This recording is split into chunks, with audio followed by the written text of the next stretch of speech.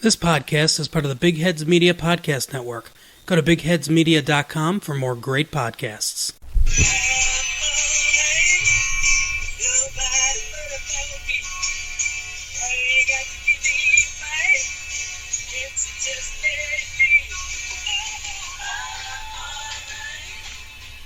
Ladies and gentlemen, welcome to the From the Back Tees podcast, a podcast that is from the Back Tees. That is our name. I am your co-host on this podcast voyage, Jerry Lewin. With me, as always, is Zachary Pencer, the founder of this whole shebang. Zach, how you doing today, buddy? I'm doing pretty good. How about you? I'm all right. Don't nobody worry about me. Speaking of From the Back Tees, I'm just going to cut into it right away. As some people might have saw on Twitter, I played 13 holes at Bandon Dunes, the original course, the other night, and a couple coworkers, a couple caddies named Casey and Slim, and they Casey really wanted me to mention him on the podcast. We got a new listener, and he's shout out Casey. Yeah, hello Casey. He's the one who sold me those irons that I'm absolutely loving, and the 5-wood and whatnot. But Slim said, "Hey, let's play the U.S. Amateur tees, or at least let's go back to the farthest back tee boxes that you can go to." And if you guys check out my Twitter feed at Jerry Lou at Jerry Lou Looper 1.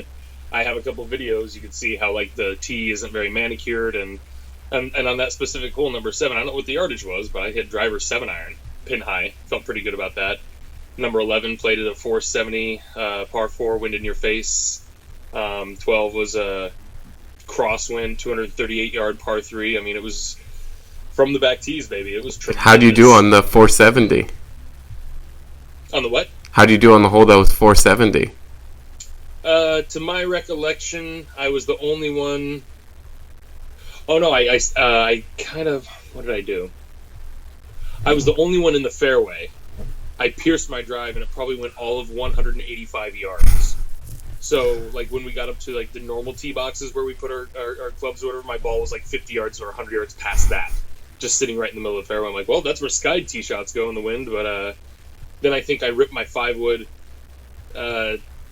about pin high to the left. So I was pin high in 2, but I was off to the left in the shit and like some really thick grass on a hillside, and I peered my chip right out over the green, and I wound up taking a 6 on the hole.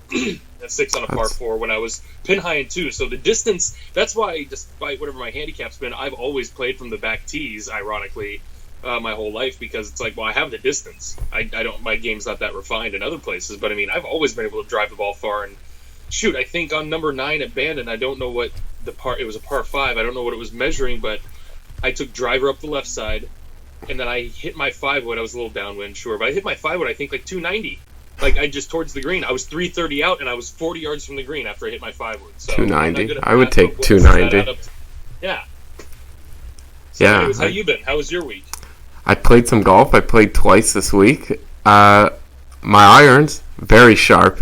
Driver, horrid. For the last, 2 years, I'm convinced I've hit, 5% of fairways. And it's starting to drive me insane. I'm convinced I could take 15 shots off my game. Do you ever hit 3-wood much? Like off the tee? That doesn't go straight either.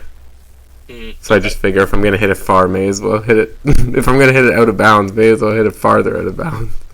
Agreed, yeah, especially with the new rule changes now. So I mean, now let me ask you, just in terms of Canada versus American, how much do you pay for a round of golf? And do you get a cart also? It depends where you're going. I can't tell you exactly how much a round of golf is, because to be honest, I've barely played where I'm not a member. Oh, gotcha. But I would guess it would probably be around $40-50 Canadian, which is 30 US. And the carts, no, we always have to pay for the carts. What about you guys? Well, I noticed there was a big paradigm and shift, and it also it just depends on the company. Like Billy Casper Golf, which manages over 200 golf courses in this nation, this nation that I'm speaking of, which is America, they have a thing where the cart fees are just baked into the greens fees. If you want to walk, okay, well, you're still paying full price, whatever. And their whole thing is if people have carts, they play faster. So I thought that was a godsend, because as a kid, having a golf cart I thought was the biggest privilege in the world. And now I go to places because I insist on having a golf cart, because I'm like, really? Well, where else am I going to get? Who's going to hold my beer? I don't have a caddy. And well, I guess you have the right to take a golf cart because you walk the course all day, every day. And I get it's like my friend Slim says every time he texts me, he says, "Hey, let's go play golf." I'm like, "Where do you want to play? Coos Golf Club, the Elks, the Crossings. What do you want?" He's like, "No, man, we got Band Dudes Golf Resort right here. A great resort for free at our fingertips." And I'm just like, "Yeah, but they want you to work that day." And I already carry my bag for a living. I don't want to carry my own bag if I don't have to. I mean, I'm an adult now. I like to smoke and drink and drive a golf cart. No, exactly. It's like your time off. You don't want to be the one doing what you do anyways.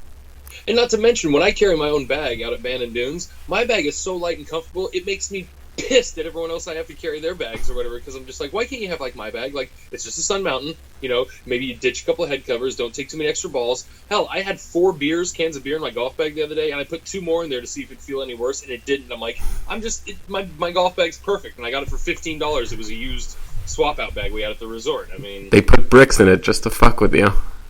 No, it's ballast. You need it sometimes when it gets windy out there. So yeah, that was a lot of fun playing the amateur tees, like literally playing from the back tees.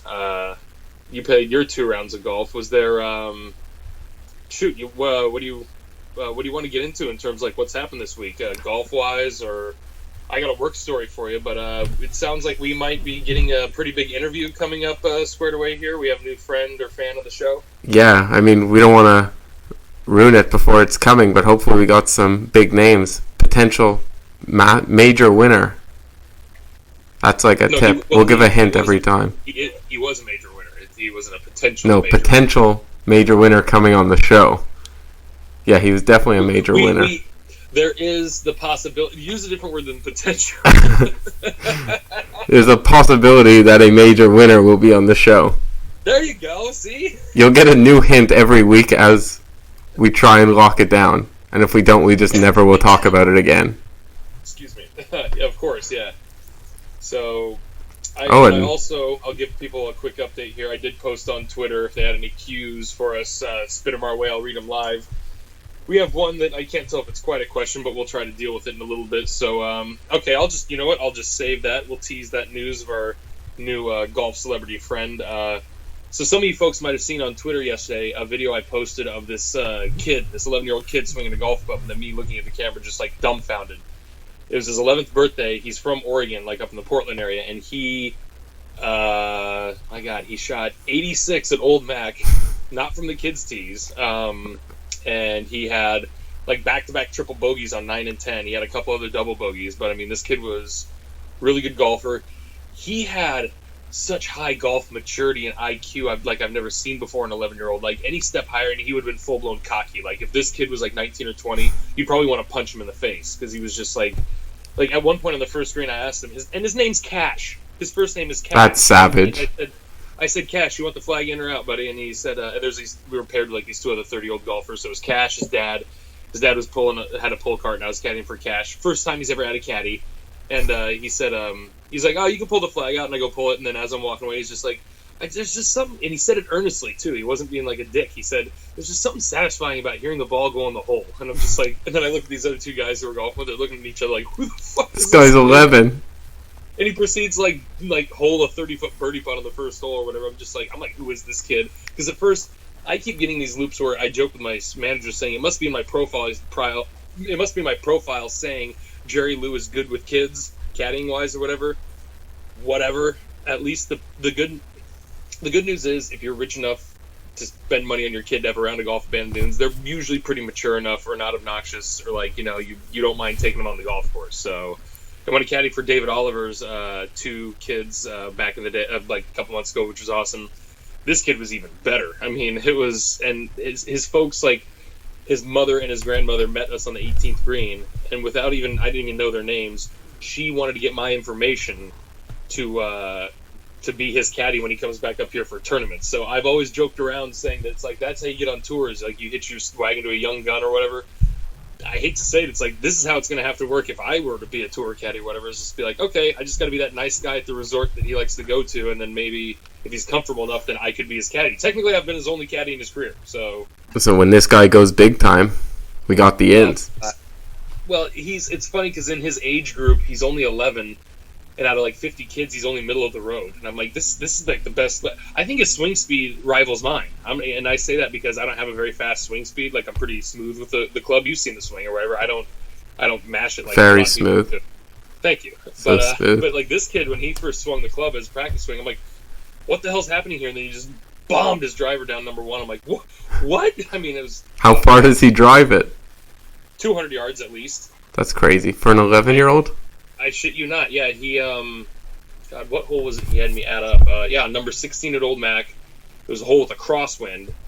He hit the drive, and out of all... Finally, that was the hole where he finally asked me, he's like, hey, how far did I hit this one? He hadn't asked me that all day, and I did the math or whatever, and he hit it 190, but it was at a huge crosswind kind of going up a hill, so, I mean, I did the math wrong at first. I told him 290 just to mess with him. But no, he hit it 190. Like he like anytime I'd say like, well, that trap is 140 to carry. He'd be like, oh, I got that, and like go grab a club from his bag and just walk up to his ball. He's like I said, if he wasn't so nice and earnest, like I'd swear he was a cocky little shit. And 11. Totally nice kid. He sounds like he has the right. He sounds like he has the right to be cocky. Well, and that's kind of what I tie into, like how when I caddied for the Wall brothers and Brendan Hansen for the 4-ball, their arrogance to me, and I'll call it what it is, those kids were fucking cocky as shit. But that being said, like I said, it was like watching 4 guys like Iceman, Val Kilmer style from Top Gun come into the room. It was just like, oh, you have 4 guys who are really good. They're gonna like jokingly say everyone else is terrible, even if they're just as good. You know, just like the competition breeds camaraderie, so to speak. And this kid, it's the exact same way. Like, you got to have swagger. I mean, I know you got to go to the range. We got to do something, one thing or another, to improve our game. But for me, I find like every single hurdle left in golf for me is all between the ears. Every single one of them. It has nothing to do with like learning a new shot or beating balls or whatever. I know the golf swing. I know the golf flight. I know physics. I know patterns. I know everything like that. It's all about staying focused and staying confident. Mostly those 2 things. And that's why I told y'all, fuck practice. I really apologize. I know that offended some people, and I still get heat for it. I'm not going to take down the tweet, though, because it's really us getting our own way. That, like, what other sport can we really, talk about that, Zach? I mean, it's like maybe tennis. No, it's true. And I think in every sport, as a professional, I feel like it would be very hard to make it to be like the top 1% of the 1% of your sport without being incredibly arrogant or cocky. I mean... Take Michael Jordan, for example. He was very good at a handful of things, but in terms of being an all-around basketball player, he wasn't the best, but he was the best at a few things that made him stay on top, like his killer instinct to want to beat you. And it's not like he had like the best jump shot. It's just like, well, if he needed that jump shot to beat you, he would work on it. If he needed to work on his defense to beat you, he would work on that. Like it's kind of like Tom Brady-esque, so to speak. I mean, tell him he's slow, he's going to work on his footwork. Even though he's still slow, he's going to make a conscientious effort to make himself faster, and then he's going to tell himself and everyone else, I'm the fastest man in the world, and if that's what works for him, it's the only way you can make it. Yeah, so everyone get off Kepka's nutsack. So, who did you pick last week for the BMW Championship? I forgot. Honestly, I forgot. It didn't go well. It didn't go well. I know we made some lackadaisical picks there, because I just kind of settled on Hideki, who in such a lovely fashion goes and shoots the course record on Friday, leading the tournament going into the weekend, and then completely poops in the Tempur-Pedic on Saturday, shooting one of 4 or 5 over par rounds that day. I checked. That has to be the craziest 3 rounds like played maybe ever to go course record. But then there's a B story the very next day. You got the spoiler himself, Justin Thomas. I mean, we should call him Dillinger. I mean, that guy will just go out there and be like, well, he's like one of the dude perfect guys where it's like, you can't do that, or it's like, oh, you say that can't be done, and he'll just like, hey, course record, boom, then he nails it with 11 under. Yeah, and Hideki comes right back around for a top 5 finish or top 3 finish there, shooting another 63, which is moot. I mean, he basically shot the course record twice. And still managed to not win, or come second for that matter. Well, that being said, I think it goes to show you the power of, there were only 2 players to finish over par for that tournament. And there were only a few guys in that final day to really have blow-ups, and it seemed pretty, like, bad. Like, there was, like, a couple guys that shot 78 or something. It's like, oh, God, I mean... Yeah, isn't Medina supposed to be, like, hard? What's that? Isn't Medina supposed to be, like, hard, you know? It's an old-fashioned course, so it's short. That's the thing, and it was playing real soft, and we heard the comments from Adam Scott where he said we're just going to go after it. And I appreciate what he said about golf course design, where it's like no, you don't have to make it longer. That's not the point or whatever. It's like just design it smarter. That's all. I mean, think your way around it. Most good architects are former golfers for a reason. Like, they think like a golfer. I mean, it's how it works. Yeah, so JT dominated. So now this, as most of our fans, the dozens and dozens of you listening out there probably already know, this translates into a special scoring format coming into the Tour Championship. So Zach, can you catch everybody up on what the standings are, what the scores are right now? So the way it works is whoever is first heading into the Tour Championship starts at 10 under, second 8 under, third 7, fourth 6, so on. And then at 4 under you have 5 guys, 3 under, 5 guys, so on until even par. You got a couple guys there. And basically, what are your thoughts on this whole thing? I'm not against it yet. I really don't. I don't know. I'm not a hot take kind of guy when it comes to things like that. Like, I need to sit and let an opinion marinate in my head for 4 to 6 months to really work on it. When it comes to stuff like this, I'm very curious to see how it works. I'm very much so, I think, because it's going to be grossly strange this first year. Obviously, as you and I were discussing in the pre-show runner, like when it's coming to our picks here, like how skewed things are just because these guys are starting with the scores that they got. I mean, yeah, I don't know. It remains to be seen. I hate to sound super vanilla or bland on the topic, but we're gonna have to see it as it happens. I mean, it could be total egg on their face. It could be exciting. Hopefully, these guys stay aggressive. I mean, yeah. I mean, I get their point doing it, but I agree with you. We gotta wait and see, and you never know. Maybe it will work out well. But I find it almost like impossible that guys like DJ who are starting 3 under, Fleetwood 1 under, DeChambeau even par. How are they going to catch up to Thomas, who's 7 or 8 or 9 shots ahead of them? And even if they do catch up to Thomas because he plays poorly, they're not going to catch up to Brooks, who's 5 shots ahead of them, or Rory, who's 4 shots ahead of them. Correct. And then I'm with you on that. You're almost playing like the top guys need to screw up for the other guys to have a chance. And also, how's my Canadian Corey Connors going to win? Poor guy starts at 1 under. No chance. Well, as you alluded to earlier, though, considering that there's only 30 people in the field, then maybe we have a shot at finally picking a correct... oh, yes. This is our time. Yeah, this is our time. So, well, speaking of that, let's get into it then. All these scores aside, who do you like for the tournament? Okay.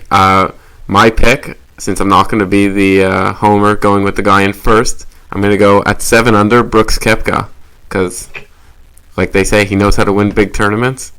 He's going to come out only going for first. He wants that $15 million up top.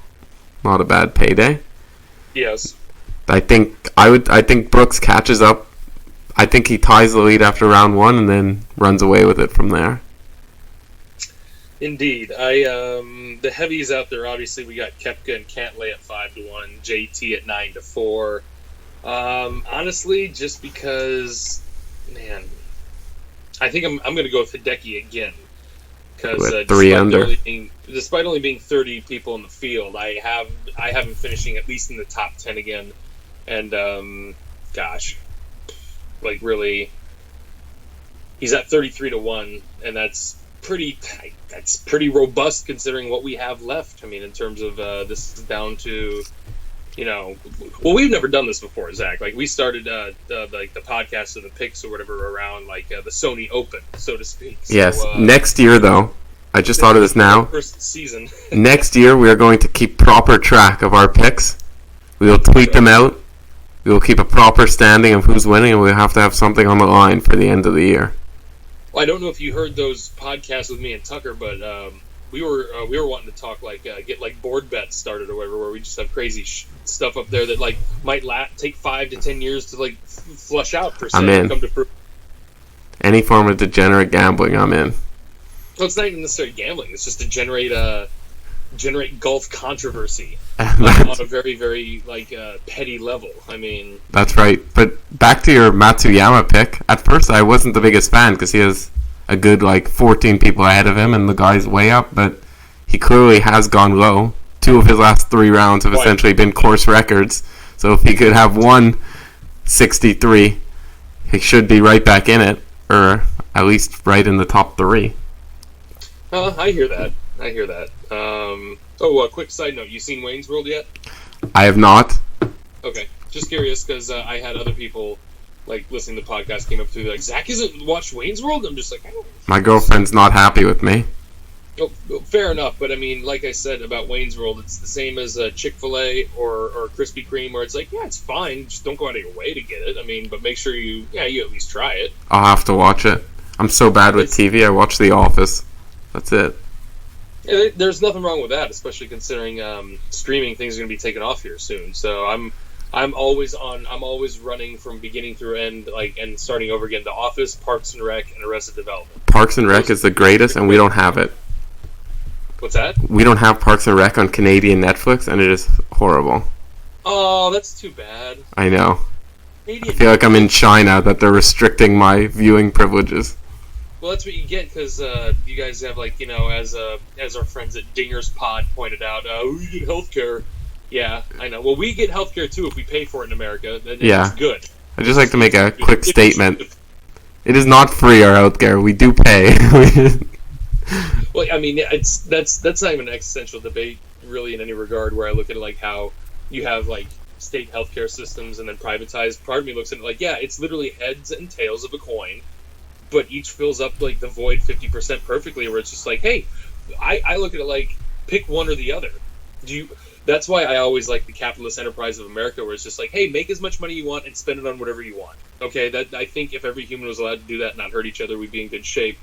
But like having the state run and own everything, yeah, that's going to work for some people, not everybody. Some, I mean, I'm glad I live in America, but my God, I'm sick of some of the individual freedoms that some people want to express in this country. Jesus Christ! I mean, it would make soldiers not want to fight for our freedoms. Be like, no, we'll come home and write laws instead of shooting people to protect ours. I mean, anyway, fair point. We're not gonna get political. You gotta head to China. China. Nah, well, if you're in the golf industry, China likes you. China really, really wants golf teachers and instructors and professionals. Really? So, they're paying big money for it? Yeah, I guess they want to get big in it. They'll pay you, like, I've heard huge salaries of up to $100K. You get a driver, you get an interpreter, so you need to learn Chinese, evidently. But, I mean... Really? That's what they're getting people to, like, draw us away to expat or whatever, so to speak. I mean... If I'm an expat, it's going to be to a country that speaks my language, first of all. I'm not going to transplant that big. I mean, that's why I'm like, hey, I'll expat to Canada. I don't give a shit. Yeah, come to Canada. It's nice and cold. I would say my Twitter audience, which is growing pretty big lately, and I'm kind of, I don't want to toot my own horn. I never thought that would happen. But I'm noticing there are a lot more and more Canadians following me, and I caddy for a lot of Canadians, and I'm just like, oh, this is great. I have tons of friends who are Canadian. I kind of have a Canadian following now, so to speak. But I know I owe that all to you. It's booming. Where you're from and what you've started, so... I probably have an uptick in Portland following, Oregon following. I don't know. Oregon's just like the thrift store version of California. Like Oregon wants to be cool, but they don't want to pay any money for it. That's what the definition of being a hipster is just being individualistic and cheap. It's actually a very good definition. That's why I said it. Hipsters come at us. I stand by Jerry's statement. That is very... Well, don't get me wrong. I mean, I've said this before, not on this podcast, but like Portland, Oregon constantly has a lot of protests and like minor anarchy demonstrations and some semi-violent things going on there. And I always say, all that angst is from the hipsters, and all the hipsters just need to find fucking jobs. If you were at your job and working, you wouldn't have time to sit around and get pissed about nothing. Are there that many hipsters in Portland? Would you say it's the hipster capital? It is hipster capital of the world. I'm not even shitting you, dog. Like, you've heard of the show Portlandia, right? Yeah. Do you have that on Canadian Netflix? I don't think so, but I've heard of it. Yeah. We might. Don't quote me on it. I watched like a few episodes, but like halfway through the first one, I had to text my mom and say there's a TV show on Netflix about Portland, and it's pretty goddamn like I think I'm gonna stop watching because I'm not gonna learn anything new about Portland. This is all like the first scene's like them, a couple going to a restaurant asking about how cruelty free are the chickens, and they're like the demand, like at the end of the episode it shows them finally having the waiter take them to the farm to see the chickens and everything. It's like, do they all wear Vans? Doesn't sound... What's that? Does everyone in Portland wear Vans, skateboard, and have like a button down flower shirt? and untucked, buttoned all the way to the top. Sometimes the bow tie. Button to the top, very hipster. A bowler or a derby hat. Ironic glasses that aren't for reading or for seeing. I think I think Dimitri Martin, one of my favorite stand-up comics, said it best. Where he said, like, it's like, how do hipsters dress themselves? They just like close their eyes and reach in the closet, and the first three things they touch, they put on. Yeah. It's like, oh look, a feather boa, a plaid vest, and a My Little Pony T-shirt. It's like, yep, that's a hipster right there. You just described a fucking hipster. Yeah, we don't have too many hipsters here. We have like hipster areas, but I blame the cold. Usually, the cold doesn't let people hang out outside and be homeless and screw around or whatever. It's true. You're usually inside working, or you're inside drinking or eating or doing things with your family. I mean, and you can't be hipster with your like North Face winter jacket. It's just you need that jacket, whether it's hipster or not. If you want nice Galvin green, you gotta slap that corporate logo on you for sure. So, well, speaking of, is there anything you want to get back to the Tour Championship? Because there is something I want. Now that we're talking Canada, I want to get on that with you. There's one Canadian in the field, Corey Connors. One other guy who I like his chances, who I feel like people are not talking about how good of a year he's having, is Abraham Answer. Yeah, he's sneaky good. He's just low-key been crushing it this year, and nobody talks about him. I forget somebody... Who was it? It might have been Pat Perez or somebody like way back in the day was talking about this youngster coming out of Spain who was coming out of Mexico or Spain who was really good. And somebody's like, it wasn't Rom, it wasn't Sergio, but it was something like where they said this name or it's just like, oh, it's obviously this guy. They're like, no, his name's Abraham Answer. And this was like 10 years ago. They're like, never heard of him. And it's just like, yeah, well, he's pretty good. Yeah, no, He does pretty good at Augusta, I've seen. I kind of like him in Augusta. Yeah, I'm getting his tournament log. He has a 5th place, a 4th place, and 2 of the last. Oh no, to start the year. He has a T12, T16, T8, 2nd, T6, another T8. He's just been making bank. At the Northern Trust, he made $999,000. Good lord! Didn't they? I heard the no laying up guy say something about last place got like $395K. In this event, yeah, $395. I tweeted out too the payouts. It's crazy money. Well, it's not. They earned it. Like this is when they're playing their best golf, and Kit Penley's been talking about it a lot. Shout out Kit Penley also for getting on Stuart Sink's bag. Good for you. What'd you do? You're making a face. I have to see where did the recording go. Oh. No, we're good. Now this is going to be great for the recording, just me thinking it was gone. Because it showed. For all you at home, I just saw Zach's face contort several times, and I'm just like, well, he must have just lost in solitaire, or something's up on the other end. I don't know why. It just completely disappeared, the recording screen, and went back up. What? I'm brilliant. I'm just very pleased right now. For once, I'm going to be able to get the tangent train back on track here. But Kip Henley, congratulations getting Stuart Sink's bag. Couldn't have a marriage of two cooler people probably working with each other. And also, just want to say hi to our boy Colton Heisey. Colton's great. Since we want to make this, we were the first podcast he was ever on, and he wants to, as I was talking with him on Twitter the other day, we were messaging back and forth, and I said, like, hey, you know how, like, so-and-so is the official this and that or whatever? It's like, we can make our podcast the official podcast of Colton Heisey or whatever, and he said he'd love it. And I was just like, I showed you the screenshot. He'll be recurring guest number 1, for sure. But, oh yeah, no, sorry, that was it. That was all I was going to talk about. I want to mention Colton real quick, and did we last week get to mention our new team member? We talked. Yeah, we did. Dumbledore. Yeah, just making sure. He's crushing out some good articles. I'm working so goddamn hard right now that like I don't know what day of the week it is. Like when you texted me on Sunday saying let me know when you were on record tomorrow, I'm like, what's tomorrow's Monday? Oh my god! I mean, and folks, for the record, we're doing this on a Tuesday just because. It's true. It does. So I got my softball playoff game tonight. I'm gonna hit singles. No dingers. Singles and walks. From the Back Tees podcast, where we never hit dingers. No. Oh Oh, sorry. That's a fun shout out to our friends over at Sports Travel Radio. Most importantly, Dingers. The Dingers Pod. Dingers Pod. Follow them at Dingers Pod. I worked with one of their guys, Ty, and the other fella on the website. On the podcast. I'm still getting to know him. I forget what his name is off the top of my head, but they rotate through their shows like pretty on a regular basis. So it's like they're great. Every time I get an update, it's not the Dingers Pod coming up. It's like they do other types of shows too. So, yeah, shout out to those guys and paying for it. It's not that you paid so much money for Budweiser, Ty. It's that any of you guys up in Canada want an American beer to begin with. I mean, yeah, I don't know why we do that. I guess people here really want Budweiser. We got Ronas. Now the people in America that drink Budweiser are like. It's like Daniel Tosh said, when he flies from coast to coast, he forgets because he has to look down and see, like, oh yeah, see all those twinkly lights down there? Those are all people with money and checking accounts too.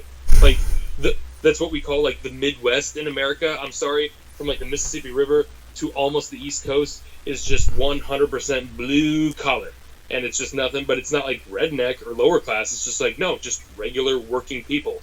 And those people buy Coors and Anheuser products by the pallet load without even thinking that, like, oh, I don't want that Sierra Nevada, that's fruit beer. I mean, just like, and also that's not how people from Ohio sound. But it's just, there's so much variety that we're getting overkilled with beer, and I get that people have a favorite. It's just, I put the shoe on the other foot here where I look at it going like, okay, well, is there something wrong with Labatt's or Molson's? Molson's are great. Ronas. It's Rona season. Okay, but what I'm saying is, like, the Canadian beers that are down here, I got a couple people who like them or, like, who seek them out or whatever, but overall, it's just, like, there's not really, like, a really big... I'd say there's just the same pining for Budweiser as there's Labatt's, really. I mean, just, like, nobody talks about it. I'm no expert. I probably couldn't even tell them apart. I definitely couldn't tell them apart. Well, but I'm just saying that amongst, like, your peers and, like, advertising that you see in Canada every day, well, I mean, what is it? Like... I would say Molson. Here in America, we make fun of Budweiser a lot. Oh, really? Oh, yeah. Budweiser makes the killer commercials with the dogs and the horses. Come on. Hey, that just goes to show you, like, the next level of how they take their advertising to, like, how serious they're going to try and get customers or whatever. I mean, we're in a day and age now where, like, you can have an IPA infused with any fruit that you want. I mean, it's just, like... It's true. Oh, do you... Since you're American, we don't have it here... Have you dabbled with White Claw? Because that's all I keep hearing about. Yeah, I've had a couple of those. Are they good? They're like the seltzer drinks or something. Yeah, is this like a new drink? It's all I keep hearing about. Yeah, I would say that it's definitely gotten in the mainstream of pop culture right now because you're talking to a guy who does drink those like sugary malted drinks or whatever, or like the non-beer alcoholic like beers. You know what I mean? Like those are my favorite. I'm not above going down to the store and getting a 6-pack of Mike's Hard Lemonade every now and again. Like the girly drinks? Love girly drinks. Watch your tongue, boy. It's they got some great flavors there. And if it's gonna, I love girly drinks. Tell me what tastes better, a Mike's Hard Lemonade or a Budweiser, because both of them have the same alcoholic content. Mike's Hard Lemonade. That's the right. Clear answer. There's nothing girly about it. It's like I'd say, yeah, Budweiser's manly, and that's it. But, and Mike's Hard Lemonade girly, but we love it. It doesn't. We don't have to label it the opposite. We just have to accept it. Okay, well, listen, so since we're off the rails here, let me ask you this, because I did this poll on Twitter today, and I'm getting interesting results, because I was just making me some tuna fish, and it made me realize... Where's my poll? Okay, I put a poll that said, what's your choice when it comes to canned tuna? And I said, because it comes like tuna in oil, tuna in water. First guy to comment was somebody who said, I didn't even know it was from Canada. He said, I've never seen tuna in oil before. And I was just like, oh, really? And then he mentioned, he's like, well, up here, I was like, well, I've lived in Maryland, Colorado, California, Oregon, like all over this country of America. And it's always like, there's 3 brands of tuna to choose from. And Bumblebee, Chicken of the Sea, and Starkist. and right next to him, like side by side, is the kind in oil and the kind in water. And he wrote back to me saying like, oh, well, up in Canada we I guess we just don't have tuna in oil. I'm like, so let me ask you, is tuna in oil like? I've always been a tuna and water guy, and then I have never had either.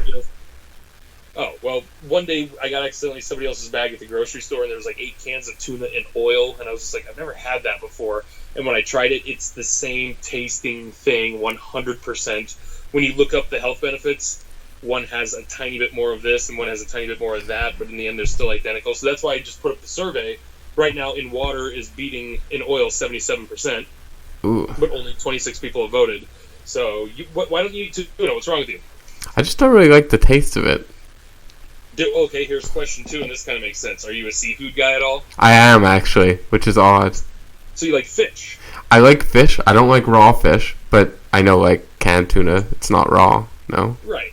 And I mean, unless you're like pumping iron, nobody's asking you to eat it out of a can. No, yeah. I don't like raw tuna, anchovies, sardines, those kind of fish.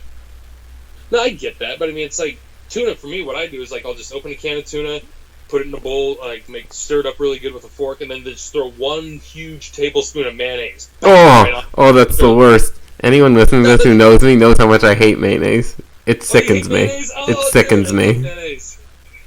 Mayonnaise is literally the worst food ever to come onto this planet. Why? And I don't know. Everything about it's disgusting. We don't need it. I've heard people say that before. I just want you to give me a reason. Everything about it. If it's white, it ain't right. You know that. No, everything about mayonnaise. Jesus, Pete. The texture, the flavor. Let me get to this tweet here that somebody tweeted me that I guess was the question of the day or whatever. Oh shoot, I didn't like it yet. Oh, here we go. He said, this is from Ryan Delisle at JackDad07. He said, and I'm going to read it word for word here, and I'm going to do my best. He said, is your dream quote, dream job, end quote? I sit at a desk all day and would love to poke my eyes more than anything else in the world. It looks like there might be a typo in there and a lack of English. Do you speak it? Well, at any rate, it says, is your dream a dream job? I sit at a desk all day, and then it just goes on from there. So, I mean, it's, because, I mean, at first when I read it, I was starting to interpret it in a philosophical, deep way to be like, when I dream and I have a job, would that make it a dream job? I mean, something like that or whatever, but, I think there's 2 ways to interpret it. I think it's either, what is your dream job, or is what you're doing now your dream job? I would say what I'm doing for now, caddying at Bandon Dunes Golf Resort 365 days a year, is the closest thing I'll get to the easiest, funnest, simplest work of my life that especially pays like this, too.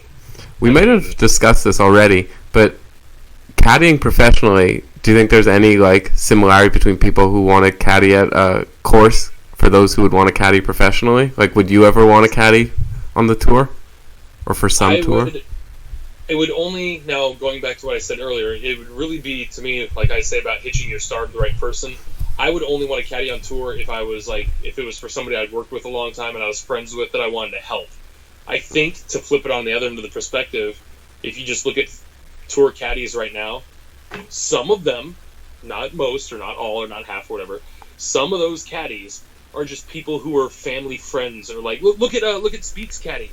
I don't think he has a math teacher. He was a math teacher, but he was a very, very key part of Jordan's life and like his upbringing and everything or whatever. It'd be like if I had let me put it this way: if I was on tour right now, my caddy would be my friend Mike Bonilla, and Mike Bonilla and I washed carts together at the Bridges of Rancho Santa Fe. He's just a really good golfer. I don't think he's ever caddied in his life or whatever, but just in terms of like what he knows about the game and his brain and everything, it's just like, oh, if I was a golfer, I'd have Mikey B on my bag in a heartbeat. I mean, that's just how it goes. Like, so, short answer, no. He talks a lot, but the funny thing about Mike, real quick, that makes me love him is he seems to know a lot about the game and he seems to be full of shit, but like he seems to have answers for everything and he backs it up with 100% confidence, not like a salesperson or whatever. Like, according to Mike Bonilla, sorry buddy if you're listening, but he claims that he co-invented and co-designed the original spider mallet head putter design, which made me and my coworkers who were all staying in the same room laugh and go, then what the fuck are you doing making the same $10 an hour with us, dickhead? You designed the most incredible mallet putter of all time, and you're bitching about trying to get a Saturday off to go see your kids from your ex-wife down in Arizona. This isn't adding up at all, Mike. Come on, we know you're like not like habitual liar or whatever. He's just kind of a funny guy like that. I look at it like, yeah, but like if you swing a ball and you hit the ball like a little left or something, he'll right away just like go into like a diatribe. Like if you ask him about what you did wrong there, and he's probably right. Like stuff you couldn't think or feel or see, he's just like, oh no, it's that. It's just, I'm just like, wow, how'd you know that? I mean, so shout out Mike Bonilla, brother of Bobby Bonilla. I know a lot of guys. Yeah, I think his contract's finally done. 2035. That's right, 2035. That's right. We still got a ways to go.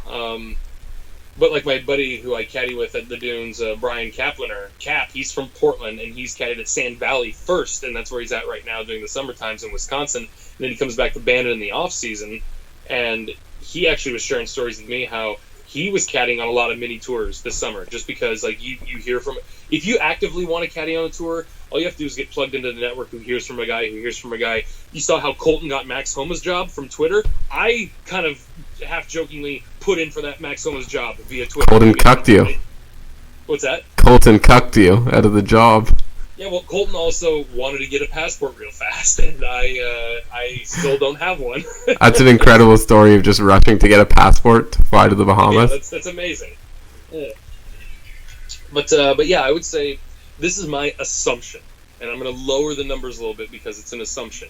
I would say 25 to 50% of the caddies on tour are not career caddies, or whatever. Now, you might have some random cases like Bryson DeChambeau, who has Tim Tucker, who came from Bandon Dunes. I don't know who recommended what, but somehow someone at Bandon Dunes started poking around saying, hey, Bryson's people got in touch with me and said he's looking for a caddy. Do you think we have anyone here who could like suit the bill or like fit the bill or suit the personality or whatever? And it was Tim. And granted, I think Tim fired Bryson or whatever, and Bryson came crawling back and whatnot. But I mean, that's still, every relationship's a little different, so... Yeah, it seems a lot of right place, right time.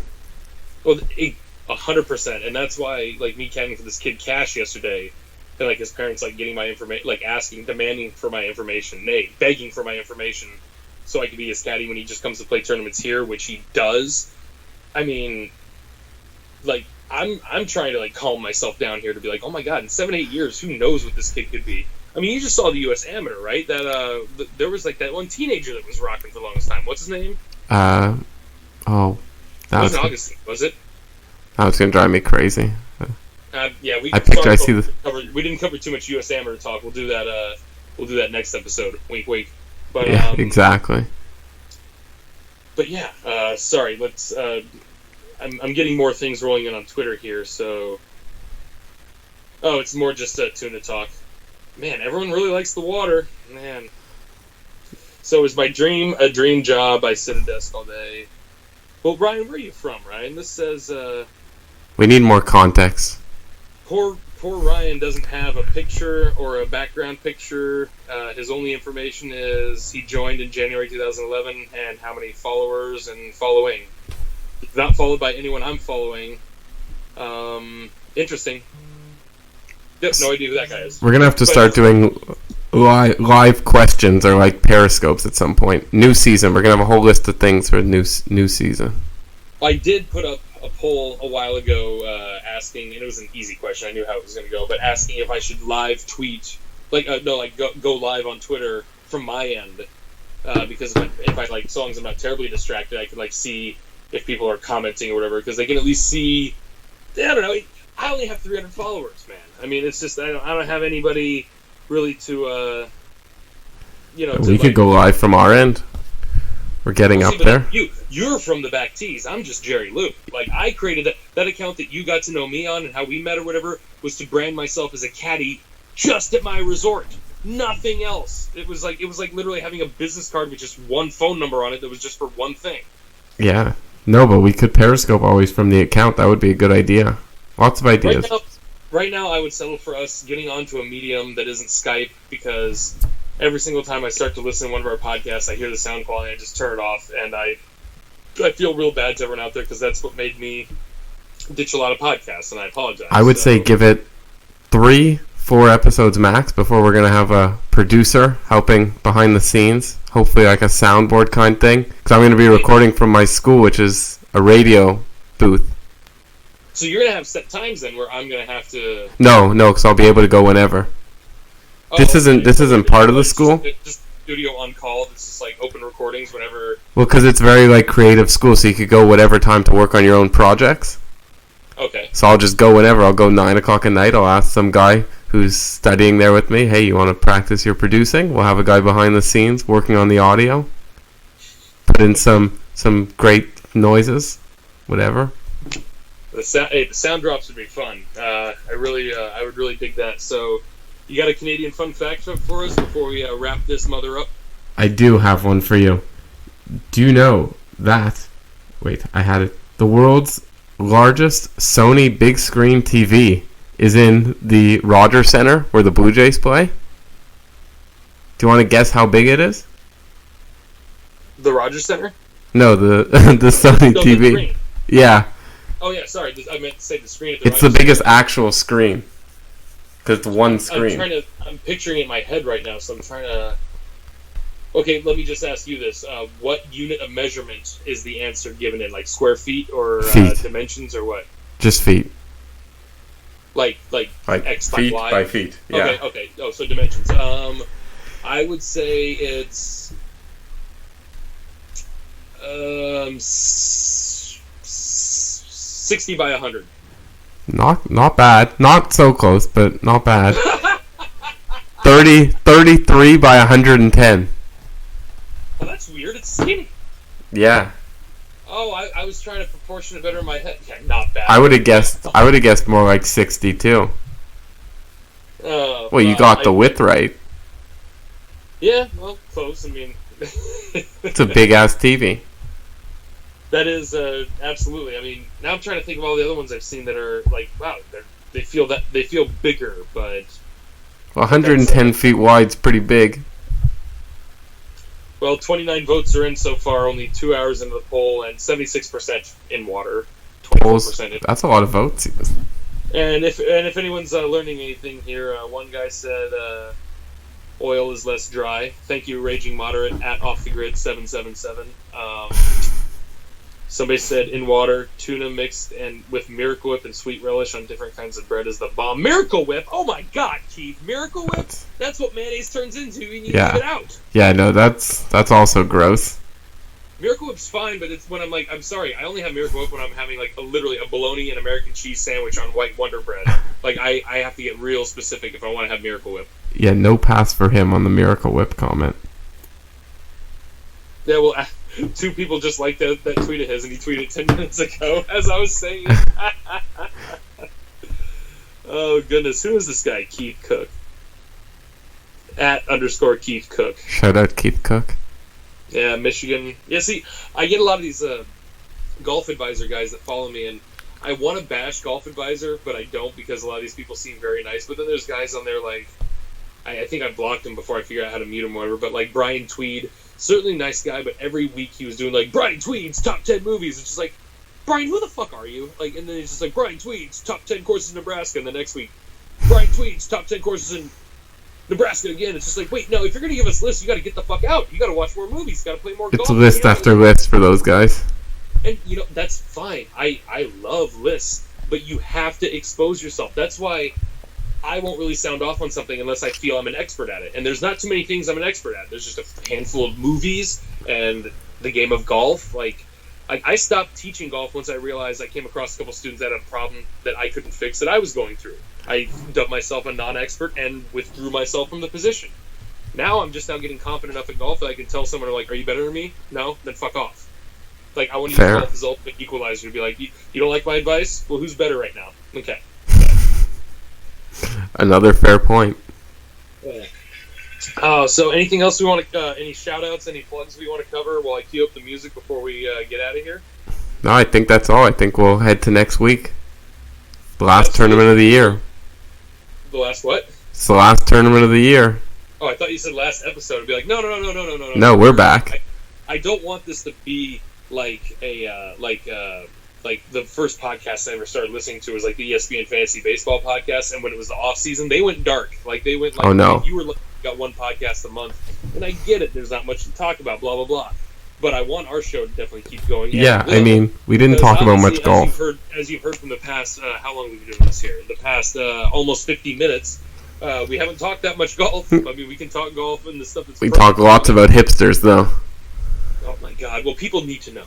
They need to know. People need to know, yes. People need to know about the hipster problem that is plaguing our great country, or my great country, and the state of Oregon, and the city that I love that is Portland. So, Nolan, get your fire extinguisher and your broom. Start cleaning up the streets.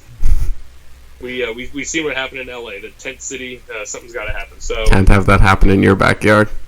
Folks, you can find me only on Twitter.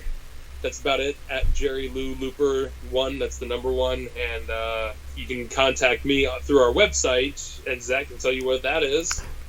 You could check out our website, www.fromthebacktees.com. Oh, we don't need the www anymore. You can find our Twitter. Yeah, we'll advocate that, yeah. Just From the Back Tees. At From the Back Tees, and also it would do us a great service if you subscribe to our pod and give us 5 stars, because we know how much Jerry loves the 5 stars and he needs to eliminate the 3-star.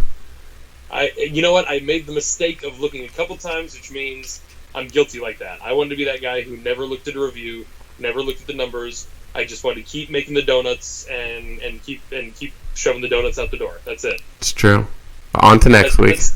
That's why I'm thrilled and honored to do this for the dozens and dozens of you who are listening right now.